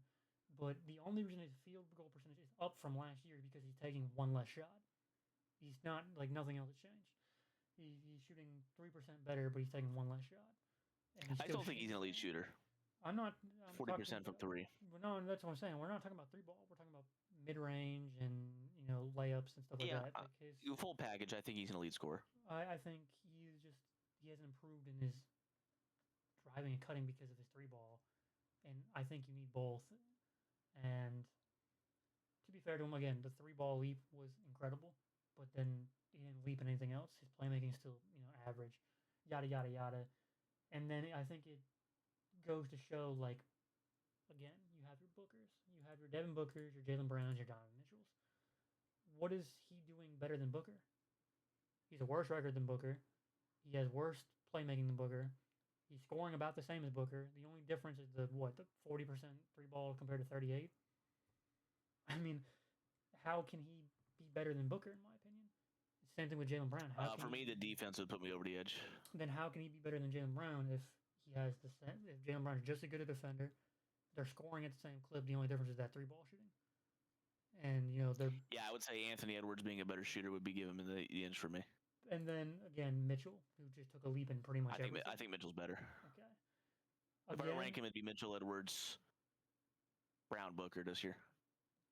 And that's all close. That's not. That's me ranking it in a literal sense, but that's all like inches apart, all 4 of them. That's what I'm saying. They are. I just think Ant-Man. It's just I feel like I'm almost taking a step back from hyping Ant-Man up anymore because I I love the guy. I love him as a player. I love his game, but he has got to take a leap. He has got to take a scoring leap or a leadership leap. Like I've seen clips. Yeah, he seems like a good guy, but they're losing. They're losing games. They're losing games. Sounds like me talking about a certain guy in Orlando. They don't have. Well, that's what I'm saying. I'm willing to put him in the same talks as Ben Caro. Then, like, yes, I agree with you that Ant hasn't taken the MVP leap, and he needs to take another leap to become an MVP player. But I still think what he is at now is a All NBA second team. If you won't call him top 10, you got to put him in top 10 conversations, which means at least top 12. Again, my problem is that there's too many guys that are just. Like, and when there's 30 teams in the league, if you're a top 10 to 12 player, you can be a good enough number one option. There's just like 8 players that are interchangeable. Is the problem? Is like you have your your Bookers, your Ants, your. That's why I lean towards the intangible a lot sometimes too, and like clutch shooting and BS like that. It usually wouldn't matter. It's all arbitrary. They're all great players, and any one of them could go crazy any single night, and any one of them could be All NBA or All Star based on like maybe one trend here or an injury here and there. So. And I think I would also. At the end of the day, like one thing, I think Booker is just as good of a defender as Jaylen Brown and Ant-Man. He is. He's good. I like Ant's defense. At least the games I've played, his intensity, and the fact he is not much of a fouler, 2 fouls a game. I like his defense a lot. And on a team where, with Mike Conley next to him sometimes and Dante DiVincenzo, he doesn't have a lot of guard help on defense on the perimeter. Reed can step out. I guess this is McDaniels where, can step out, but I think Edwards is a great player. I'll say he's. I'll have to do my top 10 officially one day and think about it, but he's probably like 9th or 10th for me. Again, it's hard. It's hard without really putting everybody down because again, you have SGA. But you could go anybody from 8 to 16. Yeah, because that group of players could all be, depending on how you like to watch basketball, what you value as a fan. That could all get changed. You have your Wemby's, your Wemby's actually been like top 8, but like he's arguably top 5, but he's been injured. But then you have your like De'Aaron Fox. Like, where do you throw him? Because he's playing unreal now that Wemby's out. Like he's took a leap in scoring and yada yada yada. You have your KD who's still hooping. You have your Sengun who just took another leap. Mm-hmm. You have obviously Jaylen Brown. There's a lot of Jaylen Brown's huge leap, and then there's a clear gap in like the top 4 or 5 players, but then the next 20 are all like it can be crazy. Yeah, I don't want to. Yeah, I'll take back what I said. Like he's definitely in the top 10 conversation. It's just one of those rocky conversations. If you won't put him top 10, that's fine. But I think he's got to be considered in like. But again, every guys can, from old heads like KD and Curry to younger players like Ant, Cade, everybody in between. They're all going to be in that like 8 to 20. Like, where are they really? For me, there's so many guys. For me, Cade is top 10 lock right now for the season. For me, I think what he's done so far, with the Pistons as a whole, he's uplifted the team. That's the difference. 100%. He is taking, and the intangibles too. He's a great leader. He has taken the superstar, the leap in the fact that he makes his team better. I don't think Ant has taken that leap. I can see that. I hear you. Now speaking of the Suns, Dillon Brooks, phenomenal. Dillon Brooks. He's been great. The Suns, I mean, I still don't think they're going to be top 6. I don't think they have the pure. I did not expect this at all. I think they'll kind of they won't crash down to earth. They'll fall a little bit. I don't think they'll be top 6. They'll be playing though. Fair to say. They'll definitely be fighting for 6. I was going to say, who overtakes them? The Grizzlies? I think the Wolves. I think the Warriors can. Especially when they can get Melton on the team. Because I'm looking from that weird injury shit he's got. Suns 8-2. Wolves. I think the Wolves and the Warriors are better teams over an 82 game stretch. I think the Suns are going to be an 8th seed. But I just want to see again. What does it for me is the schedule. I'm predicting. Let me look at the last schedule. They lost to the Rockets, beat the Spurs, beat the Wolves, beat the. You're about to win tonight. Yeah, they're. But yeah, look at this team. I mean, Booker's doing his thing. Shout out Devin Booker. They beat the Lakers. Dillon Brooks is He's averaging 22, 3 and 2, with 2 steals a game. His offense, I mean, he's taking as many shots as Devin Booker does a game. He's shooting that shit like he's Kobe. Grayson Allen is an elite shooter. He's shooting 45% from 3. He's a top 5 3-point shooter in the league. And he's a decent defender too. Getting you 2 steals a game. I look at the fucking steals. Everybody on this team averages like 2 steals a game. It's ridiculous. Yeah, I'm looking at They're the 6th game in opponent right points now. percentage.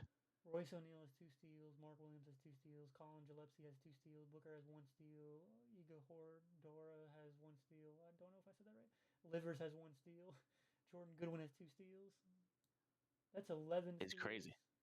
to, well, it's the Kings, but they're just a fun team. This is another team that's like the team that shouldn't be as high as they are. A team Scrappers. Just, This is like the Heat to me in the West. Yeah, it's just they have their 1 star, and then like they're just. You know what the Suns are? The bullshitters. Suns are what the Clippers are supposed to be. If they were younger.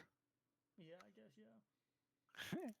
But Dylan Brooks, man, shout to him. This is the best he's looked since like 2020 Memphis Grizzlies when he was supposed to be like the big 3. He is proving, with him and in Bane. my opinion, Ja. he is proving to be one of the best glue guys in the league. He's getting into that conversation of he is a guy that can go to any team and make them better. He's a glue piece. He's a dog. You can go to any of his teammates and none of them will talk bad about him. I mean, Steven Adams talked good about him in the last cast. You know, like everybody loves him. All the Rockets players still love him and would want him back. The Rockets only traded him because it was KD. If KD was on the market, I think they keep Brooks. I think he's just becoming a staple of. Oh yeah, the KD won't go back there. He's becoming a glue guy. He's becoming the perfect glue guy. And I think when you mesh him together with Booker, who's another great glue guy, I mean, it starts pacing together. I don't know what I was gonna say. Settling together the glue, and once that glue hardens, it's hard to break. James Harden. They're getting James Sorry. Harden. That's I was building up for that. James Harden's a future son. Well, it's in the Spurs. Wrap this bad boy up. Yeah, we had the Spurs beat up 11-5 still, which is always good to see. They're 6-4 in their last 10 without Wemby, and also without Harper too. I think Harper's out as well. So Fox they're beat the hell up. Wemby's they're gonna sit him for a while. He's gonna be out for. I think probably another 2 weeks minimum. Personally, this is a hot take, but I think the Spurs move off of Castle or Vassell or both because I think now that Fox has kind of submitted his role back as healthy, and he's piecing him. He does pass to. Fox has his role. Harper is a future star guard. I really like his game. I think you have to move. But I like Castle too. I think you have to move off Vassell. He doesn't do much for the team anymore. It's just too many guards. And you have to move off. You honestly move off of Castle to give Harper his run. It's a lot of talent, but it's like too many guards. You got to move one of the guards, even though they're good. Hey, I know a team that needs a guard. Warriors. Oh boy. Warriors. Castle's coming to you guys.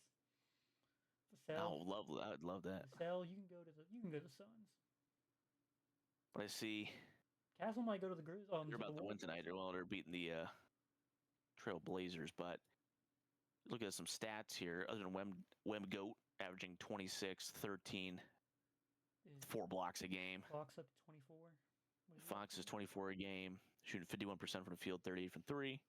Castle's giving you 17, 8 and 6.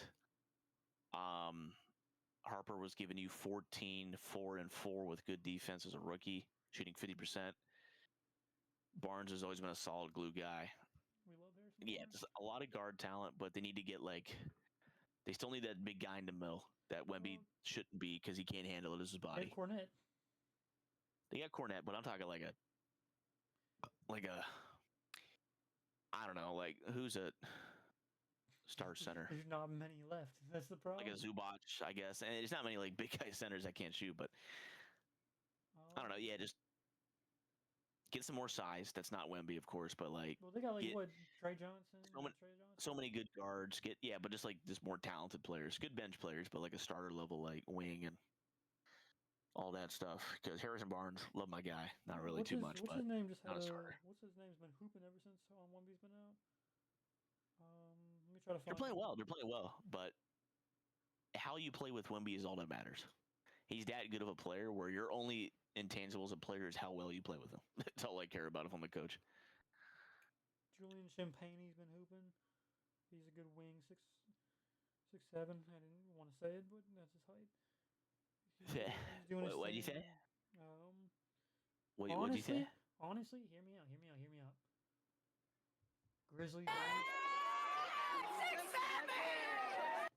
Grizzlies move off of Ja and Triple J, and they rebuild.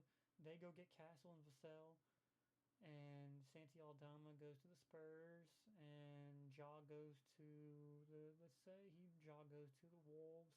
It's gonna be like a 4-team trade. I just ran out of ideas, but I respect your honesty. I just wanted to say Santi Aldama going to the Spurs would be fun. Well, we'll move up to the Rockets. Who have somehow played 15 games compared to everybody else's 19. Let's go. They're in for some shit late year, it looks like. Look at Thunder, you have 4 more games, crazy. Yeah, they're just a great team, you know. KD's KD, good leader, he's still KD at the end of the day. Sengun took the leap from all-star to all-NBA level talent. Thompson is getting there. Thompson is just a great piece, and you still got some room to go, especially offensively, but you'll never see no to a guy like Thompson on their team. He's great all around. Starting to mission. Reed's waking up, which is the biggest deal for me, because that's the one thing they're missing is a guard and a guard that could shoot. But yeah, they're doing everything well.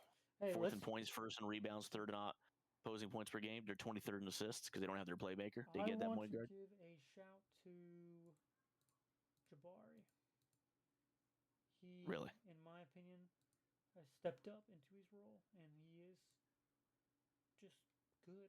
Just a good 4th option, 3rd option, 4th option, 5th option, whatever you want to call him.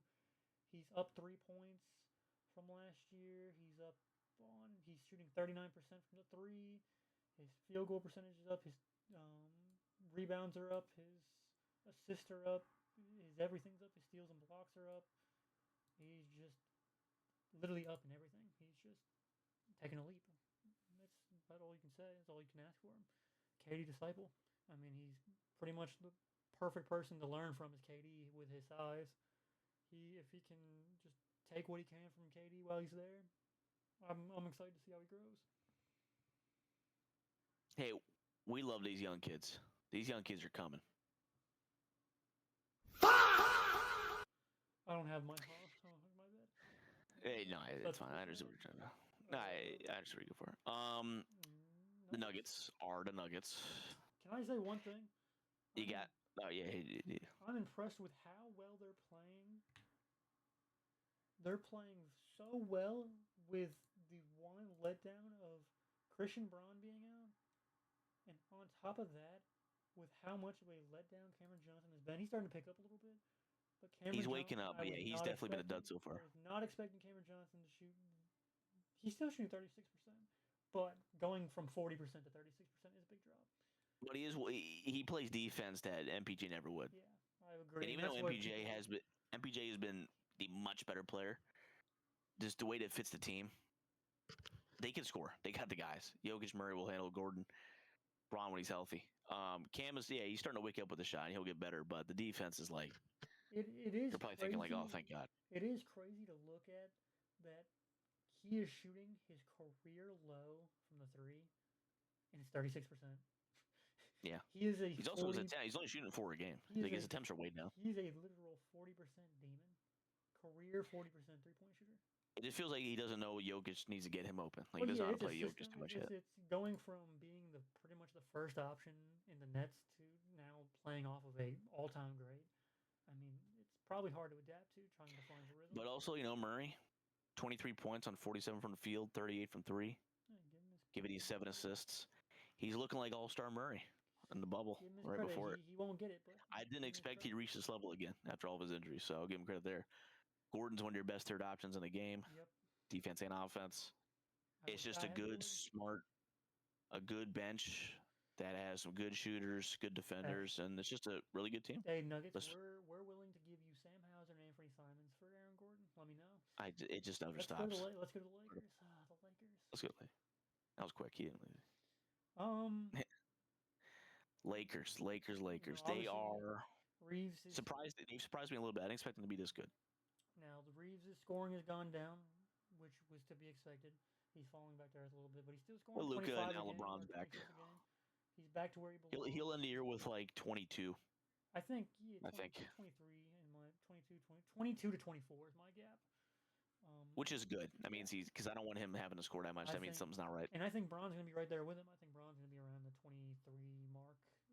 Yeah, for sure. Bron's not getting you like 28 points anymore, and he doesn't need to. He's Braun's going to get you be 10 like, assists a game. yeah, I don't even think LeBron's gonna do anything much more. He's gonna be like 23, 6, and 9 or something this year. Yeah, I mean, it's just this is the most big three team in the league because I still don't trust his bench too much, but they are playing well right now. But yeah, Luca is. It's for me. It's him, Giannis, SGA, Jokic. At your four this year. You're solid. Your Mount Rushmore for MVP candidates. Giving you 35. Unfortunately, I don't 9, think Giannis is gonna 35, 9 and 9 with 2 steals. Giannis won't make it because of games. That's true. And Giannis Luka is not probably going to won't make either. it, and Wemby's not going to make it. So I think we're going to have to throw Cade on that pedestal of Mount Rushmore. Maybe. Unfortunately, he might just get pushed off. So there's only like 3 guys up there, but that's right. Well, when SGA unfortunately suffers from that MCL tear Oh, and is out for 30 games, let's just say, Cade, good luck getting second place to Jokic. Now you hear that, motion faithful? This guy wants injuries. Terrible person. Terrible person. I do not wish any injury, and I hope SGA stays healthy because he I don't. deserves to stay healthy. I agree. We need to break his knees. Let's stop. Hey, yeah. Blow up. DeAndre Ayton. I want to shout DeAndre Ayton. I don't trust 16 him. points. I don't trust him either. This is going to go really badly, but 16 points. 16 points, 9 rebounds. Good. He's a pretty damn good player. And he's the best big man they've had since JaVale McGee in terms of like a pure center, not counting Anthony Davis because I just call him like a power forward. And I'm like, Jake LaRavia is a good scorer and he's got some energy off the bench. I'm just Rui saying, Hachimura is still in the league. I mean, all together, it's when the inevitable happens and DeAndre Ayton stinks up the bed and LeBron has to play the 5, that's when we will know what the Lakers really are. Exactly. When and it's going to get bad. When Marcus Smart is in the starting lineup and LeBron's playing the 5, we are in for a rude awakening, but shout out the Lakers. And your Oklahoma City Thunder. Not much to say about them. They are the Oklahoma City Thunder. They're paying off the refs. Vegas is clearly in their pockets, or they're in Vegas' pockets. They get away with too many fouls. Shy's a foul baiter. AJ Mitchell needs to blow up. Hopefully that luxury cap hits and they have to trade everybody. That's where I'm at. But when you're 17-1 with the best defense, is this how the league fell? Is this how the league fell when the Celtics were good in 23-24 or 24? It feels when one team's so much better than the rest. Because they're all doing this without their all-star player too. People forget. I miss when he was a good two-way player. I'm so upset that we got hit with the luxury tax because we could have had a Celtics Thunder rivalry for 4 or 5 years, but we got hit with a luxury tax, and Thunder's gonna get hit with the luxury tax as well. But it's just so depressing. Hey, you'd still be up there, but you get hit with the Achilles tax too. Well, yeah, we'd still be contending, but it's just But we would have literally had a remake of every year with Cavs Warriors. It was gonna be Celtics. Thunder with the occasional Lakers getting up in there and the occasional Nuggets getting up there, just like the Thunder and the OKC OKC and the Rockets versus the Warriors. We could have had such a. I would have been so hyped, man. If the Thunder didn't exist, the parity in the league right now. After the Thunder, I mean, I could see 4 teams in each conference having a miracle run and going to win it. But it's just not. I don't see anybody even sniffing the Thunder this year. They're just too good. I will say the Thunder are beatable. They're not unbeatable, and I think the Rockets. Of course not, but I just don't think they're. In a 7-game series, the Rockets can get them. The Nuggets can get them. The Spurs can. Sure, sure, multiple teams could. I just don't think they will. I think if any team's gonna take them down, it's gonna be the Nuggets, the Rockets. They have the best chance. Nuggets will either somehow. I think Nuggets will outshoot them, and Rockets will Rockets will be the only team that can match them player for player, defensively and offensively. The only way you're beating him is you're sniping him out. And when the inevitable happens and Tatum comes back and we get Claxton, the Celtics will win the championship. But Touchdown. I feel like we've pretty much rounded it out with that. Well, I Celtics think we. championship. Yeah, and then Simons gets traded. So I think we're hoping. We're hoping.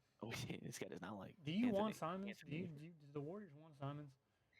I mean, can he dribble? No, yeah, but he's not going to pass. He can dribble. He's not going to. He's going to take a step back Dame 3 from half court, but he can dribble. Fuck it, we'll take him. You better than Bajemski. Yeah, I mean he'll give you 20 a night. Maybe like 6. No defense, but yeah, well, he's actually been giving effort on defense. So I got to give him credit where credit's due. He's been a good bench player. He's just not an NBA player, but that's okay. He's talented. He's an NBA player. He's just a bench player. He's not a starter level player, and that's why he's on the bench. I mean, if he was I'll take care of him. If he was on the Warriors, he'd probably start. That's a bad sign for us, but hey, I'll take care of him. Me and Simons, we go way back. I'm gonna talk to him. This isn't gonna fly much longer. You got my word. I appreciate that. I promise. I promise. I really appreciate that. You wanna. But in return, we want Kata. You wanna add? We'll give you Pritchard and Simons, but we want Steph Curry. Guard for 2 guards. He's washed. That's fair. He's a bum. He's a cuck too. All right. Well, hey, I think. Outro's out. Hey, trust the process. That's what they say. Joel. Reach up That was an Embiid reference, by the way, guys. You like that? Well, I guess any closing statements, closing remarks on anything in your life at all? What? Hey, give us some inspirational words for the no motioners out there that might be feeling a little no motion melancholic. New Overwatch hero released. I'm going to become the first player to get top 500 with this character. That's all I've got. Top 500 bronze, but let's go. Anything else? Well, I have defeated my first restraining order. Good job. Stuck it out for 5 years and it dropped. 36 now. But the first one dropped after a 5-year amnesty. So, mind you, he had 8 when he was working at my store. Now, what is happening in your company that you have? Oh, it's not at work. 26 more. It's all play in the weekends, my friend. They call me the club claw. I was heard you're called the Huzz Hound.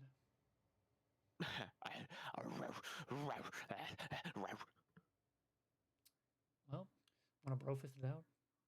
Let's brofist that out. Hold on. Let me give you a sound effect, just because we've been doing so well. We'll brofist on the sound effect. 67, 67, 67, Sigma, Sigma, 67, 67, Mango Mustard, Sigma, Mustard, Mustard, Mustard, 67, I love chicken stars! Chicken!